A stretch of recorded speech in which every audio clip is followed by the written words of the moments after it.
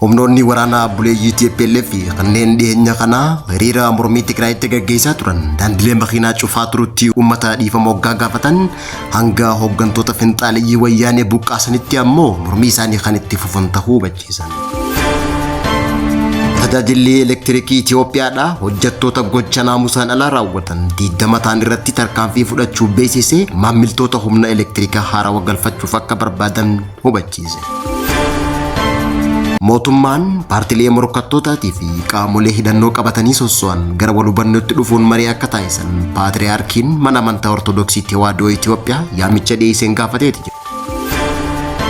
Pirezidaantiin mootummaa naannoo Amaaraa obbo Argaa Kabbadaadha naannoo isaanii keessatti shira hidhattoota finxaaliyyii faannoo Amaaraa fashaleessuu himeeti jira. Daawwattootaa fi hordoftoota lammii miidiyaa nageenya keenya bakkuma jirtanitti isin haa dhaqqabu isiniin jenna. Kanneen asii olitti dhageessan hangafoota oduu teenya guyyaa irraati bal'ina oduu teenya irraa akka itti aanutti isinitti himna. Kutaan waraana buleeyyii Tigraay humna waraanaa 22 jaamuun beekamu mormii torbee dabree magaalaa Maqaleetti gaggeeffameen daandii cufuu fi geejjiba jeequun isaaniitiif uummata dhiifama gaafachuun komii isaanii seera qabeessa ta'ullee haalli hiriira isaanii garuu sirrii akka hin taane amanuudhaan uummata dhiifama gaafachuu beeksisan. Guyyaa kaleessa onkololeessa 2025 galma siidaa wareegamtoota Tigraay keessatti walgahii ta'een hooggantoonni korporeeshinii diviizhinii miseensota humna ittisa Tigraay wajjin ta'uun haala mormii kanaa xiinxala godhaniin ibsa kana kan baasan ta'uu isaati. Tarkaanfii fudhatameen waraanaas ta'ee uummata nagaa balaadhaaf saaxiluu isaa irratti waliigaluun miseensonni humna waraanaa 22 mormii kanarratti jeequmsaa fi doorsisa uumameef gadda isaanii ibsuudhaan taateewwan akkanaa akka irra hin deebine waadaa galuu isaanii beeksisan. Ajajaan humna waraanaa 22 Gabrasillaasee Balaay oggurri daandii kun sirrii akka hin taane amanee waraanni daandii gufachiisuu yookaan jireenya guyyaa guyyaa namoota nagaa jidduu seenuu akka hin qabne cimsee dubbateeti jira. Hiriirri mormii kanarratti komii ijoo keessaa tokko qajeelfama ifatee fi faayidaa fi fayyadamummaa loltoota bahachuu dhabamuu akka ta'e ibsameeti jira. Kaabineen bulchiinsa yeroo Tigraay baajata nyaataa fi faayidaa biroo miseensota humna waraanaa Tigraay ilaallatu raggaasisuudhaan raawwirratti mariin keessoo yeroo dhiyootti kan taasifamu ta'uu beeksiseeti jira. Mormiin kafaltii fooyyaa fi hooggantoota Tigraay aangoo daangaa ala dhimma itti ba'an irratti mormiin ture waraana buleeyyii Tigraayin kaafame kun guyyoota 5f magaalaalee Tigraay Maqalee hanga Woqroo Addagraatii fi Maqaleedhaan Lamaaxaa dabalatee cufamuun mormii taasisaati turan.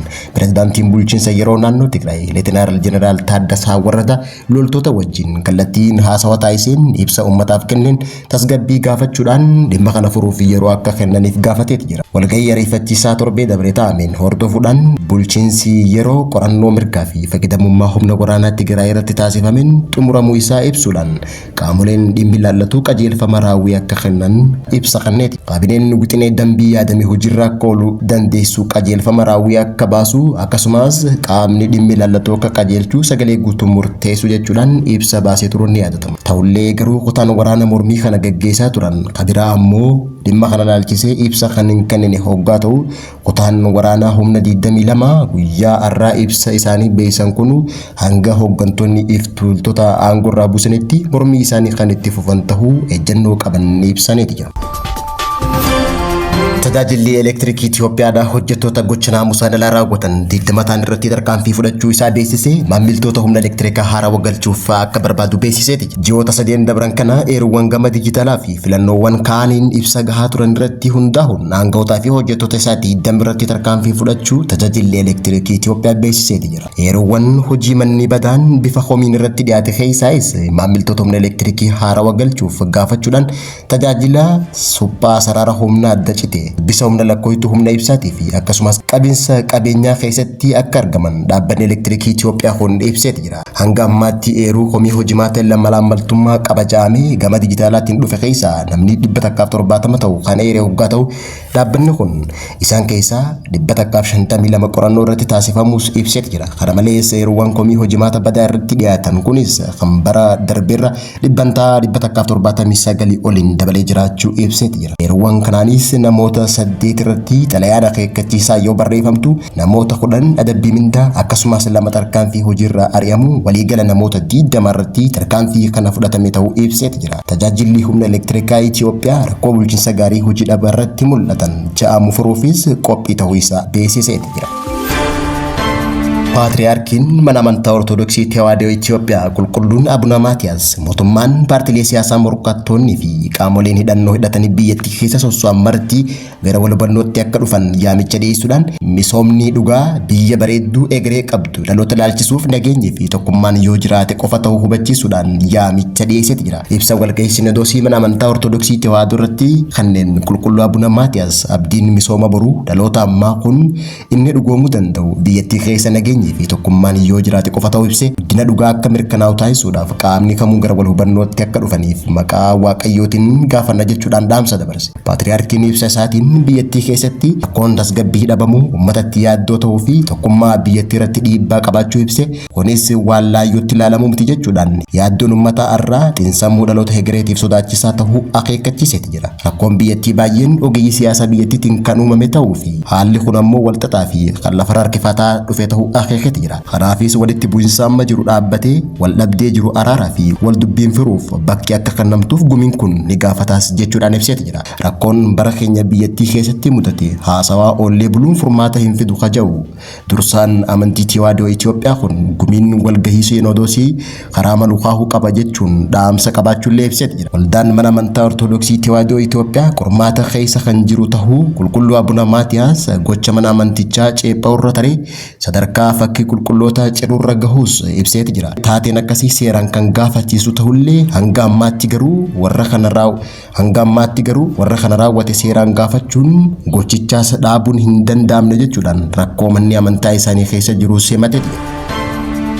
Pirezidaantiin mootummaa naannoo Amaaraa obbo Araggaa Kabbadaadha naannoo isaanii keessatti shira hidhattoota finxaaleyyii faannoo fashaleessee jiraachuu ibseeti jira. Humni finxaaleyyii naannoo Amaaraa diiguu fi humna naangoo qabachuuf kaayyeffate kun shira diigumsaa fi hojii badii naannichaa keessatti raawwachuu irraa dhorkame naannichatti nageenya akka hin mirkanoofneef hojjechaa turu pirezidaantiin mootummaa naannoo Amaaraa obbo Araggaa Kabbadaadha himeeti jira. Obbo Araggaa Kabbadaa ibsa guyyaa irraa onkololeessa 22 bara 2025 miidiyaaf kanneen humnoonni gara jabeeyyii hidhattoonni finxaaleyyii faannoo kun gamaa fi ajandaa humnoota alaa kanneen diinota Itoophiyaa ta'an fudhachuudhaan nageenya biyyattii keessatti akka hin buune taasisuuf hojjechaa turuu hime garuu shira finxaaleyyii kanneen kuffisuu ibseeti. Gareen finxaaleyyii fi hattuun ergama humnoota alaa raawwattu kun naannicha gara dirree waraanaatti jeequmsaa fi hokkaraatti jijjiiruu qofa otoo hin taane yaalii fi shira naannicha diiguun aangoo humnaan qabachuuf tattaaffii isaan taasisan fashaleessuudhaan naannoo Amaaraa yeroo ammaan tana gara nageenya fooyya'aa qabutti deebisaa jiraachuu ibseeti. Kana malees raayyaan ittisa biyyaa ajajni bahaa uummata gurmeessee sochoosuun tarkaanfii fudhachaa jiranitti gammadu ibsee naannicha eeguuf uummanni Amaaraa humnoota nageenyaa deeggaruun akkasumas piroojeektiileen bu'uura misoomaa naannichaa yeroo beellama qabanitti gufuu tokko malee akka itti fufan gumaacha olaanaa taasisuu akka qabaniis dhaamsa dabarseeti jira. Raayyaan ittisa biyyaa uummanni keenya nagaan ciisee akka buluuf carraaqqii isaan taasisanitti gammadu ibsee carraaqqii isaanii kanaafis galatoomfachuu isaa beeksiseeti jira. Egaan kabajamtootaa fi daawwattoota hordoftoota Lammii Miidiyaa irraa oduun galgala kanaaf qabnu kan gammaatti hordofaa turtanii turtii gaarii.